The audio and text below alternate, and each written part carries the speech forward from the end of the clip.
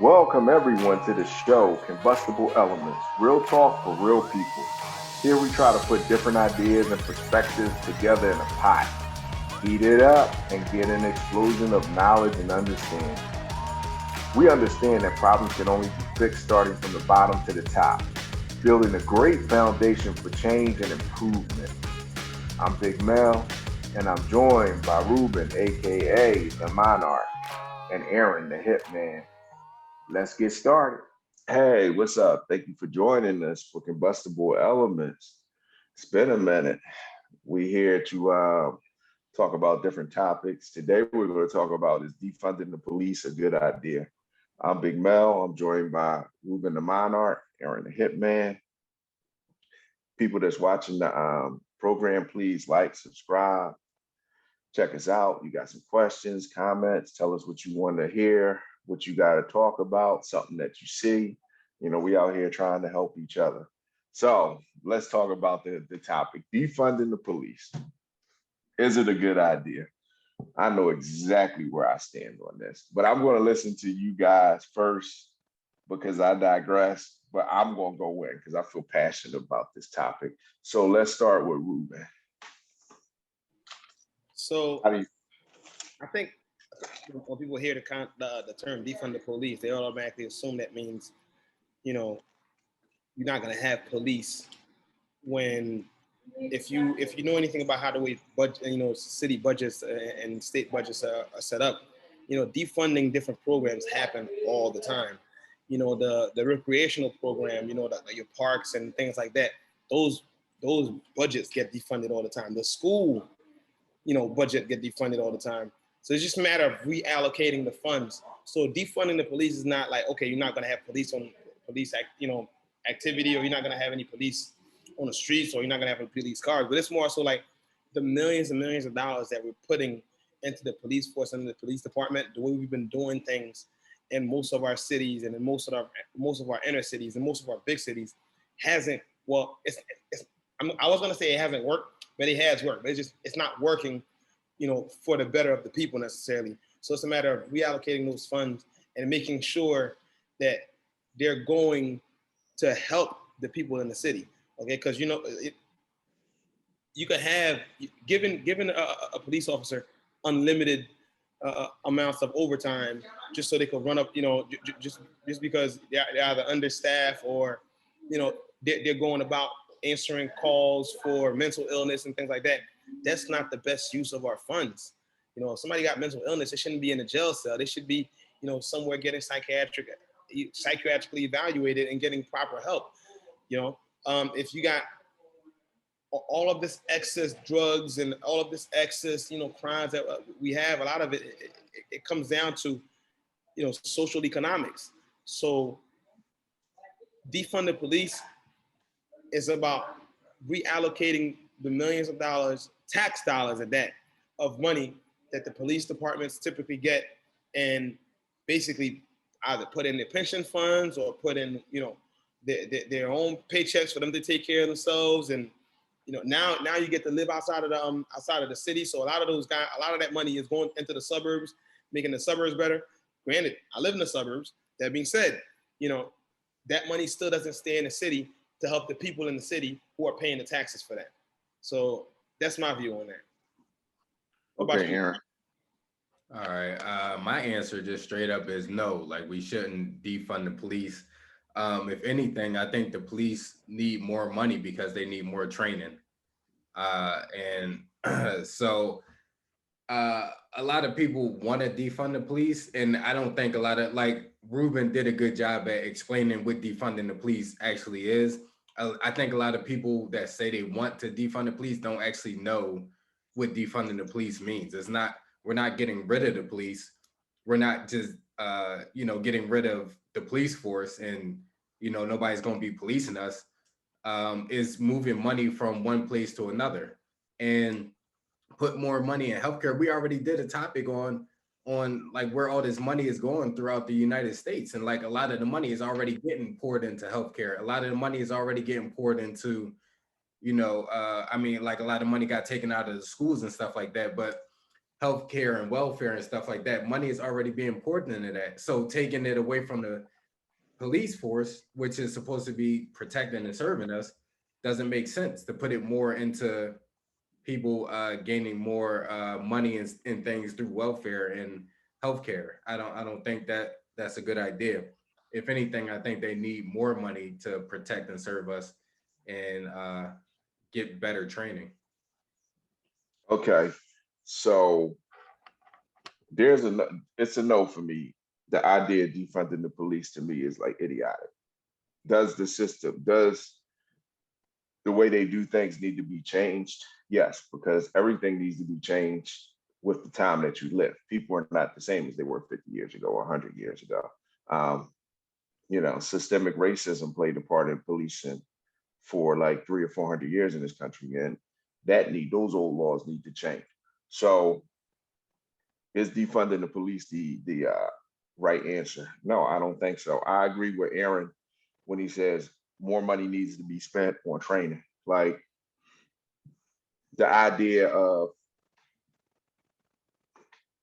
securing people certain ways. Some of those things have to be changed. But in that same token, a lot of people think that the police should put themselves at risk in every situation. And I don't agree with that either. Because in certain situations, like people are unrealistic in what they think. And I do agree with Ruben when he said people don't really know what defunding means because they think that just wipes away all that. And it doesn't. But now money does play a part in it. So I'm going to go back to what Ruben said earlier. There's a couple topics that I'm going to touch on. And one's kind of personal to me, but I'm going to touch on it anyway. Because we don't run away from stuff on this show. We talk about what we feel like we need to talk about. The overtime. Okay, most overtime with the police department, yes, there are people that work overtime all the time, but a lot of overtime is forced overtime. You don't get those holidays. If it's a big event going on, if it's a big protest going on, you got to work. That's the conditions of your job. We all know, because we all working men and we all been out there and worked when we had to. It's different to have to work to support your family or yourself or your goals than being told you got to do it all the time. So that's a problem. And that's not even the main culprit of the overtime. Most of the overtime go to court cases. Like you got to show up for the court cases. You don't just lock somebody up and that's the end of it. You got to show up and testify. It's court cases that go along with this. So you have to show up and testify. And a lot of overtime is allocated for that. Ruben also said about relocation. Okay, I think you are allowed to be in the city for like 5 or 10 years. You have to work in the city and then you can move outside the city. Now, when you're a police officer and they rotating you every month, do you really want to live in the same areas you're policing? Is that really fair to those people? I understand it comes to a taxation thing, so money is lost. But is it really fair for somebody to say, well, we're going to stick you in the 39th district for the next 6 months, and that's the district you got to live in? So I'm okay with them. Here's the thing: as you're running down your list, so I live in a county, and for the most part, the people, the police that's in the county live in the county. So saying that, yeah, if you work in the 39th district, was it fair for you to live in the 39th district? Why not? It's people that live there. It ain't animals that live there. And I think when we talk about, okay, living and, policing and all that other stuff, you got to look at the history of policing, especially in America. Like the history of it because of the history of it, that's why people scream defund the police. It's not so much, okay, well, you need more money, you need more funding and things of that nature. Yeah, I'm sure you need more funding when you talk about you got to go against criminals and everybody gets labeled, get a criminal label because it's like, you're committing crimes and things like that. But crime, as horrible as it may sound, it really just comes down to, does it make money or does it not? What do I mean by that is, at one point, slavery wasn't considered a crime. It was legal. It was perfectly legal. Then it became illegal. So like the matter of legality, the matter what something that's a crime today wasn't necessarily always a crime 20 or 30 years ago. You know, look at marijuana, for instance. It's being decriminalized as we speak, state by state. You know, something that a lot of people are doing a long period of, you know, long running jail time for. Now it's legal. It's legal in damn near half of the country. So updating how we view things it works on certain aspect, but when it comes to policing in America specifically, it's not as simple as, you know, defunding or not or overfunding it. A complete overhaul, in my opinion, should happen as far as understanding who in what area are actually even being policed or even being oversaturated with police that people are screaming out, you know, defund the police. Like in my neighborhood, I see signs all the time that says we support, you know, such and such police. I support them whether everybody supports the police, whether they like them or not. Because if you pay taxes, you're supporting the police. I don't need to buy a sign for $30 that says I support whatever township I'm in police. Do you pay your taxes? Do you own a house? Even if you don't own a house, if you're paying taxes and you live in a neighborhood, guess what? You support that police. Okay, so But I'm gonna go back because you went to a bridge to another topic, and I want to go back to the topic that you cut me off on and went into. To just be clear, I didn't say anybody was animals in any area. And yes, people do have to live in certain areas because that's what their financial means mean for them. But you shouldn't be forced to live in a certain area. Like, I don't agree with it. I don't believe any township, I don't believe any city, you should be forced to live in that city. If you're willing to travel to that city, they can tax you a different way. If you live outside the city, but you work in the city, you still got to pay taxes. So it's not like they're really losing any money.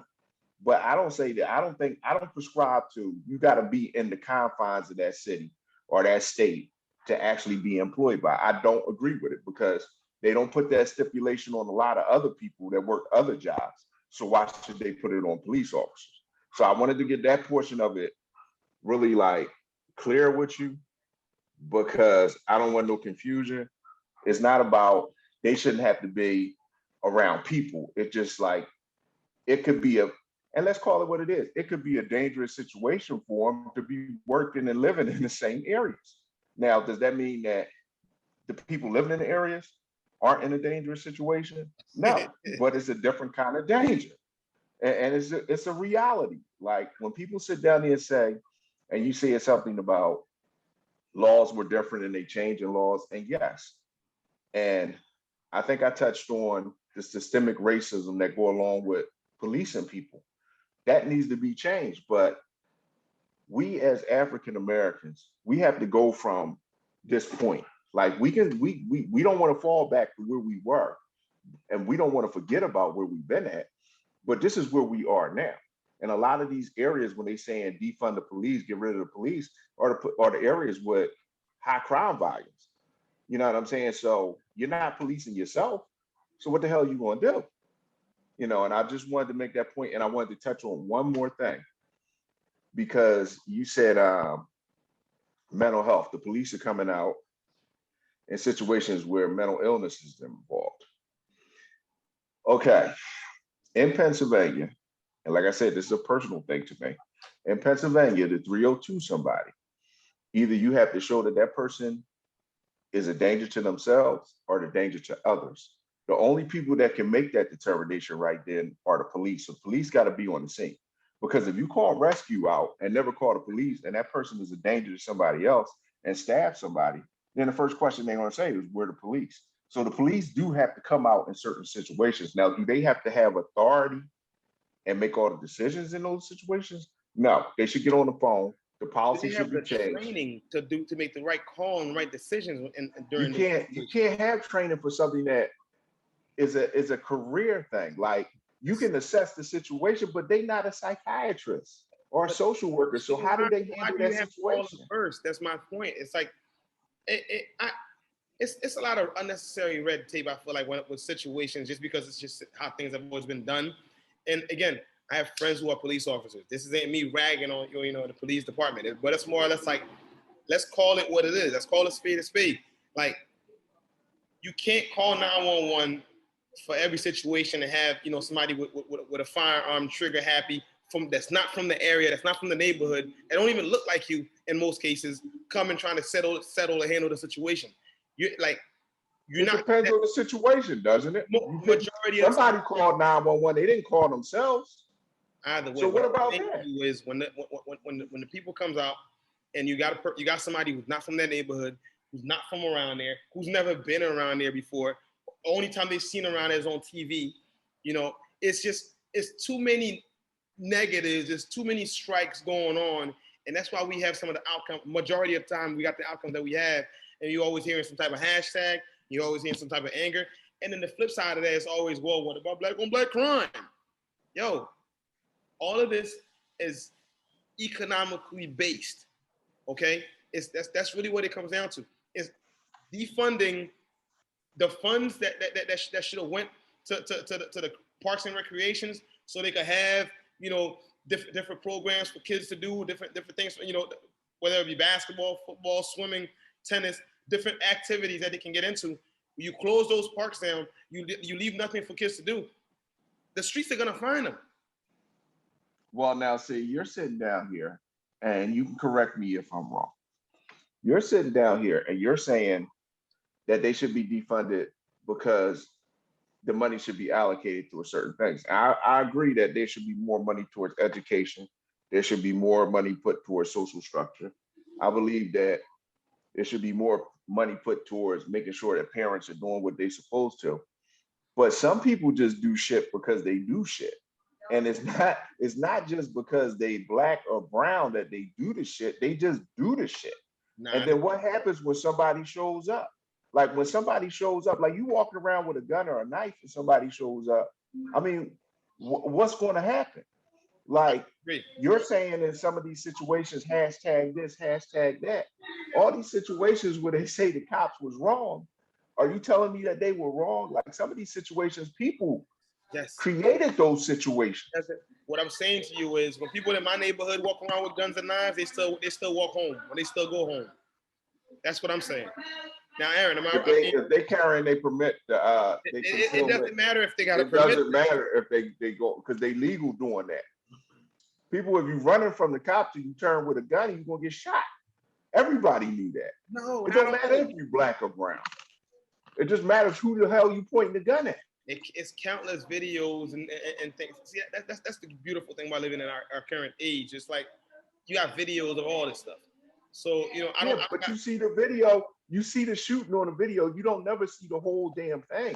That's a part of it too. I'm talking about countless videos of people, you know, pointing guns at police officers and still be able to walk away and run away and make it home to their families and whoever. Oh, okay. That's a good point. That's a good point. So you mean to tell me that every police officer that shot somebody when somebody pointed a gun at them had to be black or brown? That they all white that pointed a gun at a police officer, turned around, did something stupid, and no black people didn't get shot? That's what you're telling me. Like, you're telling me from what you see from certain videos, but you don't see the whole picture. It's like everybody got to look at all the stats. Like, do they have stats that say this happened? You know what I'm saying? Like, you're going by what you see, but what you see is always manipulated to a degree. The media manipulates us all the time. Social media manipulates us all the time. So how is that, like, you can't definitively say, oh, if you white, you point the gun at a cop, you're not going to get shot. You can't. You can say, I've seen white people and I wonder about that. But you can't really say definitively, well, if you was black, you'd have got killed by that police officer, because you don't know if that police officer just didn't want to shoot nobody. He might have been scared to take a life. See, you don't know. And that's my thing. Like, you don't know. My quarrel, and again, Aaron, feel free to jump in at any time. But because you've been pretty quiet on this topic today for whatever reason. Yeah, he's gonna have to mediate in a.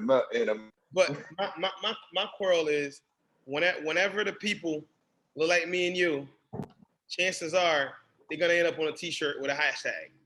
That's what it comes down to. That's what it seems like to me. You know, so. If you don't live from that's what it seems like for what you see at the video that you see. That's what it seems like for the video you see. Have you ever talked to somebody that said they could have been shot? I think we could do a quick search and look up the numbers, and we'll be able to just back up everything I'm saying, or not, or negate it. You're But not going to either be way, able to do a quick search and back up what you're saying because they don't even put all the information out. When they say, hey, you got these many murders, they don't never tell you how many shootings you have. You got 3 times as many shootings as you do that got murders. They just don't put certain numbers out. They put out what they want you to know. Just like they put the videos out because they want you to do that. Just like they put certain stuff out because they want you to be in the uproar. People put out stuff because that's what they want you to do. It's an advantage to putting it out. How do you feel about this, Aaron? You've been quiet for a while. Hey, I'm just enjoying the conversation right now. But I mean, I don't want to go all the way back to the other points I was making, but again, it is videos out there where Black people get shot by police officers when they have guns and knives or just rushing them.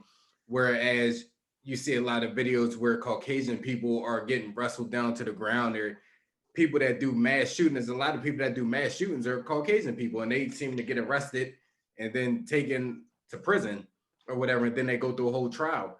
But again, it's all situational. Like it's crazy to say that no Caucasian person ever gets shot and killed by the police. It's just not shown as much as Black people, and that's because they're trying to push a narrative. They're trying to egg on a certain narrative to get people to start wanting to defund the police. Because if you look at when they defund the police, what's actually going to happen is we're not going to be able to be police in certain areas, which means they're going to have to ask higher ups to help police them. Because if the city can't take care of itself, then they're going to have to ask the government to step in and help them with that. And when the government steps in, the laws are going to be so much more harsh than it is per city, because the government, once the government steps in, they'll be able to mandate and say the things that they want to say or put in place. Because right now the government can say that we're going to do search and siege on any house that we want to, but a government can't do that at the highest level, can't do that in each individual city, because the individual city is not ran by the government. You understand that? So, but once you defund the police and it's unstable and they have to get higher ups to come step in, then the government will regain control over even the smallest cities. I know people don't look at it at that wide a scope, but if you actually step back and look at it, they're going to try to regain control over everything. Like the government, the higher up government is going to try to regain control by pushing the narrative that, Blacks get killed at a higher rate. And obviously they're getting killed in Black neighborhoods because Black neighborhoods have a lot of crime in them, unfortunately.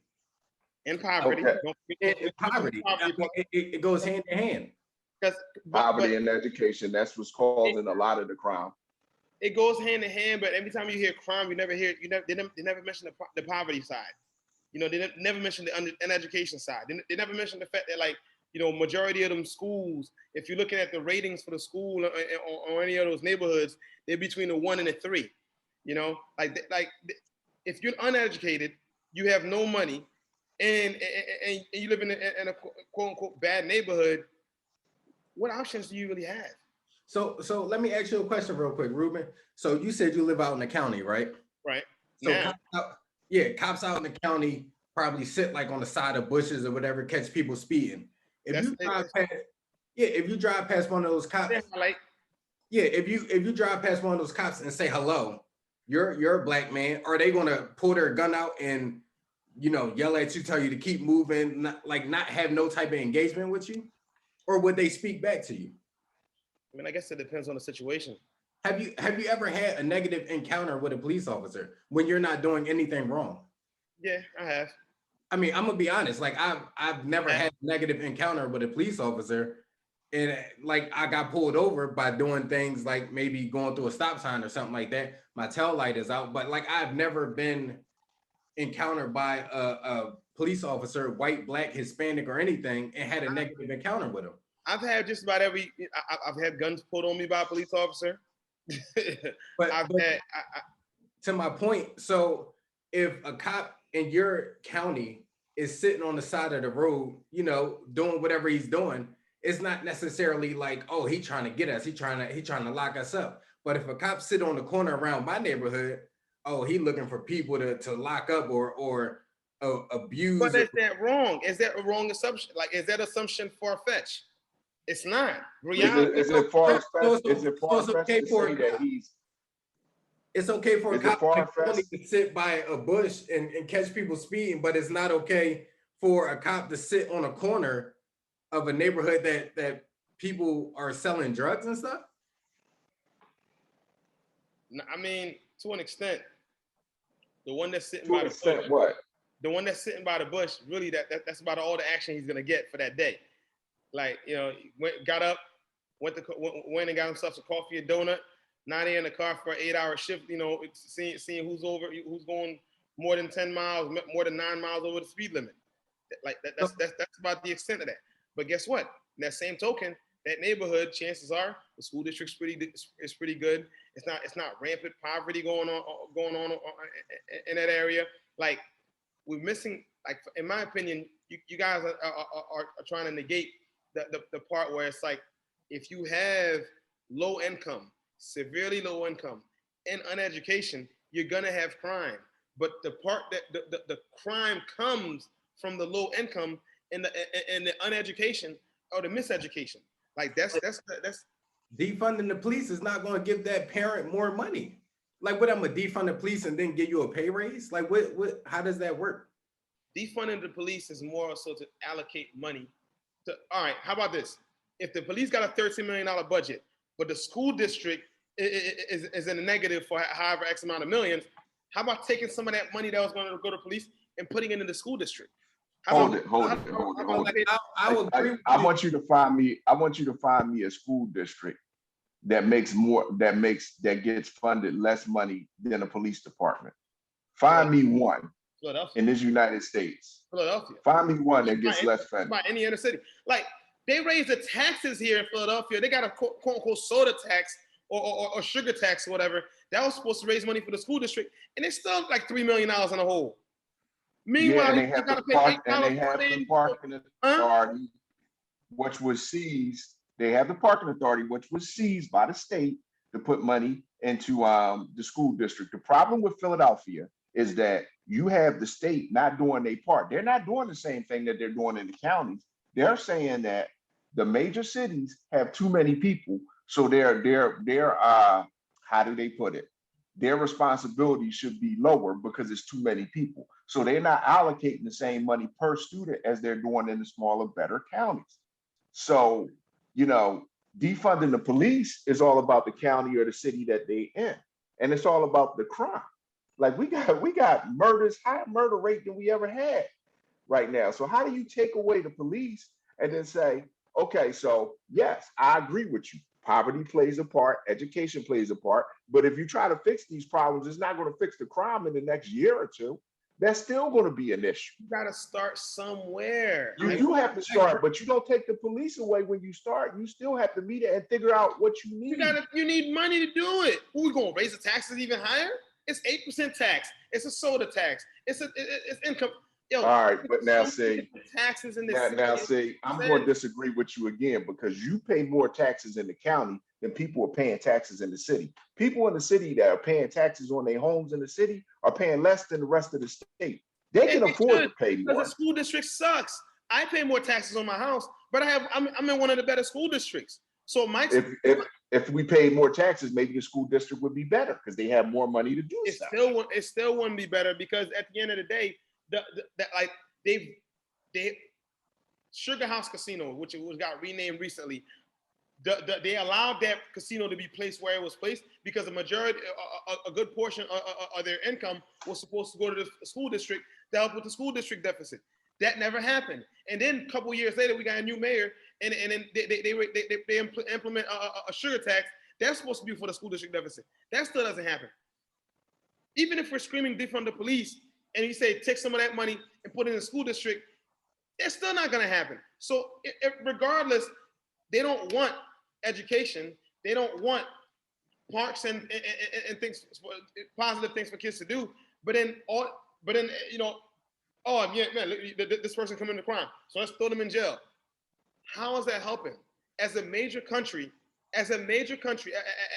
as big as the United States is, as powerful as the United States is, how is it that, you know, all these other countries figure out a different way to go about dealing with their crime, but our only way of doing it is just throwing everybody in jail, locking away the key. What the hell do you mean all these other countries figure out? Some other countries, instead of putting you in jail, they kill you, summary execution. Some countries, we're not talking about the Middle East. No, we're not. You don't want to talk about the Middle East. We're not the Middle East got the lowest crime rate in the world. The Middle East, because they don't lock you up. They practice Islam and you know think haram and you gotta give them now you want to bring up